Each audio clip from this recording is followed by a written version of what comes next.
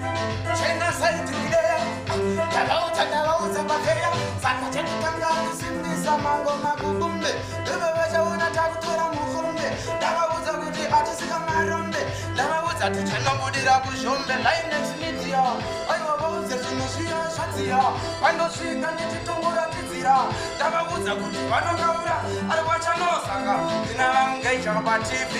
Ndopavachaona ndokanda masivi. Ndavauza kuti isu hatinzwi. Ndizitova ndengenda kutomati. Zakaivo vachaka. Tonomata kwamugeja. Tisu tiri kuvageja. Ndavauza tori maunge geja.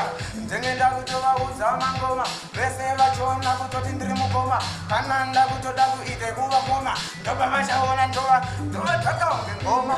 Ndova ndononge ngoma. Ende kuti njevatamba unge ngoma. Vese vachaziva ndiri mukoma. Ndoba vachaona sando ndichikoma. Vachandiona ndichitokoma.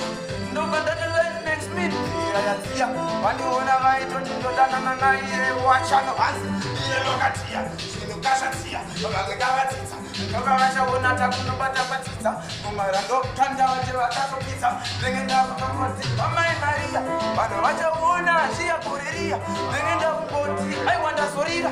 Ndakutovaudza kumbe vakaratiya. Wachanosaka hanzi.